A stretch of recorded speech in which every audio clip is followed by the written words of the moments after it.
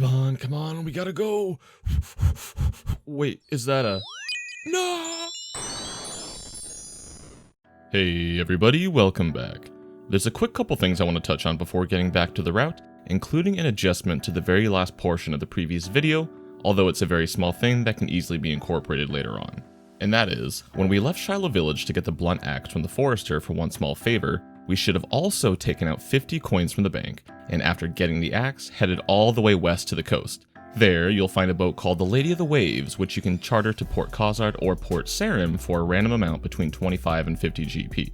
The adjustment there would have been to take the boat to Port Khazard for a medium Karamja diary task before continuing to the ferrying system to finish up my arm's big adventure. Another thing I wanted to touch on is the Discord server I created and mentioned in the last episode, OSRS Efficient Irons. Since then, we've had over 30 people join the server to shoot the shit and discuss the route, and many of them have been active in asking questions and helping each other out. Honestly, I was legitimately worried that nobody would be interested in joining the server, so I've been blown away by the level of activity in it so far. So thank you to everyone who's joined thus far, and if you're interested in joining, even just to lurk, the link will be in the description. And the final thing before getting back to the route is to mention my in-game clan chat. I've had a few people ask if I have a CC to chat in-game, so I opened that up as well. My Ironman's account name is NoWintertodt, and if you're interested, please join. I'll be there whenever I'm on to chat or answer any questions. Now, on to the route. The current big thing we're working on is one small favor, which will take us all over Gielinor, so there's a few things we can overlap. However, before that, a side goal of ours is getting at least 42 farming to be able to boost to 47 for watermelons, so we're going to do a farm run, meaning we're going to home teleport to Lumbridge and bank. Before pulling out my stuff, however, the beautiful deep blue of the super attack potions called to me, and since we just got 45 herblore to be able to make those, I did that. For a farm run, you'll want to pull out your coins, as well as your allotment, flower, and herb seeds, and any tree or fruit tree seeds that you have the level to plant. If you happen to need more seeds, we'll be able to purchase or thieve them in Draenor on the way. You'll also want to pull out all of your farming tools, including the magic secateurs, unless you have them stored in the tool leprechaun that is, and if you have any doses of your compost potion left that we received from Guardian of Tranquility, bring that. We'll also want our teleports to get to the farm runs, including Law and Air Runes, our RDK Pendragon Staff, an Ectophile, as well as the Karet's Memoirs or Zarek's Talisman if you have it. Here's the farm run route. From Lumbridge Castle, head west to the tree plot if you have a sapling ready for it. If not, continue to Draenor. In Draenor, purchase or thieve any seeds you need, as well as a few more Chronicle teleport cards if desired. Then go northwest to the Follador farm, plant your seeds, and fill your compost bin. Teleport to Camelot and head east to the Catherby farm. There's a farming shop here if you happen to need the items to plant your trees. If you already have a fruit tree sapling ready, head southeast to the beach and plant it. Then use the Ectophile and run west to the farm there to plant more. Then go southwest to the Fairy Ring and take that to BLR and run northwest to the Ardoin farm. Here, for my route, I'm actually detouring to turn in Scorpion Catcher, as I forgot to do it earlier when chopping the maple logs for the Eyes of Gluff request. It'll give us a nice 6.6k strength experience. When done in Ardoin, take the Zarek's Glade teleport on the Talisman or the Lunch by the Lancalium's teleport on the Karet's Memoirs and run south to the farming patch there. And there you go, a farm run. I want to note that from here on, I'm not going to mention every time I do a farm run, as it'll almost always be the same, and they can be fit in wherever you've got downtime. Now that we're done with that, let's take a look at a couple of items we need for one small favor, but that may be in short supply. If you've been following the written route, it's updated to the point that you should have all these items already. And they are 4 steel bars, 1 bronze bar, and 1 iron bar, a bowl or bowl of water, a Harlander, Marintil, and 2 Guam leaves, 1 soft clay, as well as 2 cut opals and jades. The gems themselves aren't necessary, but since they can be crushed, it could save you a decent amount of gold during the quest. Make sure you've got all of those, and then head to a bank to prepare for one giant favor. Pull out the usuals, coins, boots of lightness, arty cloak, Draman staff, Karbonji, as well as your teleport runes and air staff, blunt axe, bowl or bowl of water, and 3 steel bars. You could also wait to grab the 3 steel bars like I do to extend your run energy a bit, though you'll have to detour to get them from the bank anyhow. Now that we're ready, before we begin this long and arduous journey of helping a bunch of ungrateful peasants, in order to avoid going through the whole thing like a Slayer Music 1 quest guide, I'm going to do this a little bit differently. Many of the steps are done back to back and require no real explanation, so I'm only going to touch on the areas that could create confusion or where things can be overlapped. If you do want a step-by-step with additional explanation, check out my written document and go to this current step 845, link in the description. To reference where these steps occur, I've got the Wiki Quick Guide open and will refer to the boxes of each step in numerical order. For instance, Box 4 has us talk to Brian and Port Sarim, so if something else occurs there, I'll say, when doing the step in Box 4, also do XYZ. If you can't see the boxes on the Quick Guide, you'll need to enable JavaScript on the page. All clear? Let's go! Start off by minigame teleporting to Pest Control and then take the boat to Port Sarim. Going northwest to the house with a range, there we can heat our bowl of water. If you happen to only have a bowl, there is a house with a sink to the east of the rune shop to the north. After that, head to Brian in the axe shop and give him the blunt axe. If you need any runes, you can purchase those before leaving town as well. When you get to box 10, if you didn't pull out the 3 steel bars yet, go do that from the Varrock West Bank and then continue on to Horvik in the Varrock Square. Horvik sends you to the apothecary to the southwest, who gives you an herbal tincture but will drop the pot of breathing salts. You're welcome to drop the herbal tincture here as well, since he'll give you another one when we come back. After that step, we're going to head to the bank again to pull out our Harlander, Marentil, and 2 Guam leaves, a dueling ring, a games necklace, and a few pieces of food as we'll be running past some wolves.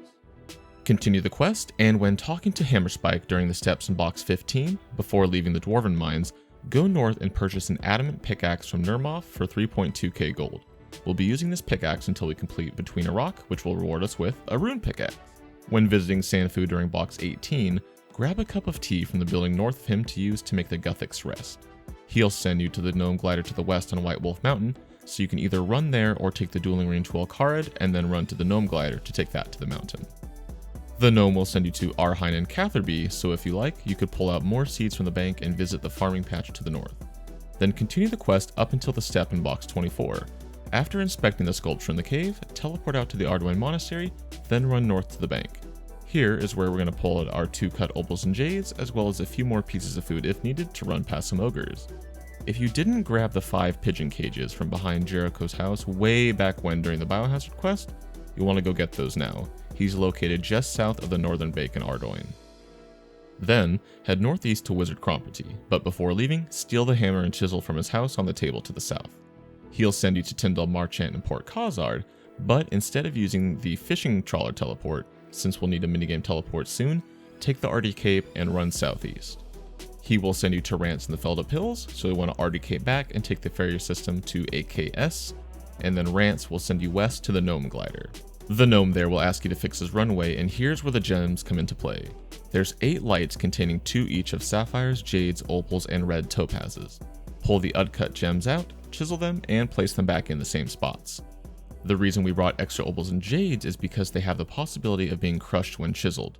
If you crush any of the red topazes or happen to somehow go through all of your opals and jades, talk to the gnome to get up to 2 more of each gem for 500 GP each.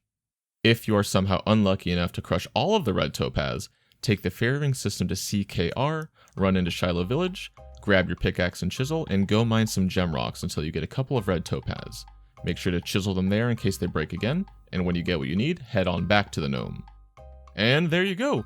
We're officially done with half of the quest, and we're blessed with the opportunity of doing the same thing over again, but in reverse. Follow the quest guide until you get back to Ardoin prior to speaking to Wizard Cromperty. Gear up to safe spot a level 92 rock golem. We'll want our magic combat gear, some more food just to be safe, as well as a law room to teleport to Camelot afterwards. And for the next part of the quest, we'll want a hammer as well as that last steel, iron, and bronze bar. Go speak to the wizard bro, get the scroll, and then head back to the cave by the fishing guild. Use the scroll on the rock and fight the Slagalith. Due to its sheer girth, you can safe spot it on the stepped corners of the wall, making the fight rather quick and easy. Use the scroll again, talk to the woman, and then teleport to Camelot. Go west to the seer, and then volunteer to fix his weather vane after an excruciatingly infuriating conversation. When you're back in Catherby, pull out some more food if needed to fight 3 high-level 40 dwarves and a piece of soft clay. Continue the quest until we're back in the Dwarven Mine. We'll have to kill the dude's 3 cronies, which can attack you all at once. If you want to wait for Hammerspike to path near the column on the west side, you can block 2 of the dwarves while you focus on the first. Note that 2 of them only have 25 health, which we can take down in 2 spells if we're lucky, so it shouldn't be too hard of a fight. When back in Barbarian Village, you'll be taught how to make pot lids and be given a soft clay. Use that soft clay, along with the piece we brought, to make 2 pot lids, one for this quest and one for Swan Song later on. But before moving on back to Varrock, we're actually going to detour to Edgeville for some law runes, as my supply has all but run out. Head north to the bank and bank everything except for a slash weapon. Take the lever to the south to the wilderness and then run to the mage arena. Purchase law runes for 240 GP each. I myself chose to purchase 50, world hopping after buying 10 in each world. Should be about 12 to 13k. Hey everyone, a slight interruption from the future. Since Heroes Quest is coming up, there's going to be a couple errands we'll need to do, and part of them can be overlapped near Varrock. For only the Black Arm Gang members, you're going to need a black full helm, plate body, and plate legs. The full helm and plate legs can be purchased from the Champions Guild, and the plate body from Horvik and Varrock, and since we'll be in that area in a moment, bring your gold with you to purchase those items. The plate legs can also be purchased for 500 GP less in Alcarid, so if that matters, detour there later. I myself was lucky enough to get some black plate legs from an easy clue scroll, so I'm not buying them here. Okay, back to the route. Once you've done that, or if you chose to not go into the wilderness, head to the bank and pull out the usuals, as well as an empty pot, a pot lid, the 5 pigeon cages, and if you want to shorten your run from Varrock to Lumbridge, the Chronicle. We'll also be passing a bush and hops patch, so if you want to bring some seeds for that, do so. Follow the quest guide until you're back at Horvik. Then run south to the eastern farm in Lumbridge, or take the Chronicle to skip half of the run. When visiting or running past the Champions Guild, plant your bush or hop seeds if you decided to bring those. Finally, continue the quest until we're back in Port Sarum. Get the axe from Brian, and then take the ferrying system to CKR, and head to the bank in Shiloh Village. Have out only your Boots of Lightness, Karawanji, and a pickaxe and chisel. Head back northwest to Yeni Salika, and finally turn in one small favor, gaining 2 10,000 experience lance. We're going to dump both of those into Herblore, which bumps us up all the way from 45 to 48, so we can now use Aventos to make super anti-poisons. Then, head northwest to the gem mine to mine at least 3 red topazes, the first of which will satisfy a medium diary task, but eventually we'll need 3 to exchange for a gem-tipped machete once we get the gout tuber, that is. Once that's done, head back to the bank. Because there's no more quests that we can do right now that will give us the experience we need, it's finally time to actually grind some skills for Heroes Quest, something we haven't really done for a long time. Strangely, I'm looking forward to it. We need at least 50 fishing, which we can boost to 53 for Heroes Quest using a fish pie. We also need 53 cooking, but luckily we won't need to boost to get to it. After that, we'll need 49 mining, which we'll use a Dwarven Stout to boost to 50 to get the ice gloves. So, first off, pull out your fly fishing rod and feathers and go north to the river to fish. If you happen to need feathers, there is a fishing shop nearby to the northeast. Sometimes there won't be any spots on your side of the river, and in those cases, simply world hop until there is. If you're using the RuneLite client, a quick world hopping shortcut is to press Ctrl, Shift, and the left or right arrow key, which will pop you over to the next world, automatically skipping over PvP and free-to-play worlds. Continue to do this all the way until level 50, and then we're going to home teleport to Lumbridge to cook the fish there. The reason we're doing it in Lumbridge is because the Cookomatic 1000, aka the Lumbridge range, actually has a lower maximum burn rate for certain foods, including trout and salmon, so we're going to do that. Trout will stop burning at 46, and salmon I think stops burning at 53 or 55. After cooking all of our trout and salmon, we're at a nice level 51, and to get to 53, we're going to use all of those grapes we've collected throughout dozens of visits to the RFD chest. I know it's been some time since I've specifically mentioned it, but every time I go to the RFD chest, I always buy the 6 grapes and some jugs as well. And since you've read every word of the written route and have been paying attention to the videos 100% of the time, you've been doing the same thing, right? Of course you have. So, we're going to make some wines. First, run back and forth from the chest to the sink to fill up all your jugs, and then add your grapes to make the wines. The cool thing about wines is, if you're fast enough, you can delay the experience drop until you're completely done, resulting in a sweet 23k experience drop like you see here, bumping us up to the requisite level 53. We're nearly ready for the Heroes Quest, but there's a couple more things we need to do. First, we'll need that fish pie to boost from 50 to 53 fishing to fish up the lava eel during the quest. We can purchase those, as well as garden pies, which boost farming by 3, from the Cook's Guild. We've already got the cooking level, but unfortunately, imps never dropped a chef's hat for me, and the fastest way to get one of those otherwise is to kill goblins outside of Lumbridge at a drop rate of 3 out of 128. So, I'm grabbing my range gear, coins, and an axe or chronicle, before leaving the castle to kill some goblin boys, and since we'll be near Alcarid, I'm bringing my snake hides to tan into snake skins. It took me about 10 minutes before a chef hat dropped from the goblins, and after that I tanned my hides, went to the bank, and crafted the Brutu Shield, which recall gives +3 mage attack bonus and +5 prayer bonus, before emptying my inventory. Head back to the canoe station and take it to the Champions Guild, or teleport there using the Chronicle. If you're a member of the Black Arm Gang and didn't buy the Black Fulham and Plate Lakes earlier, you can do so now. Otherwise, run north into the Cook's Guild, purchasing the fish and garden pies, world hopping as needed.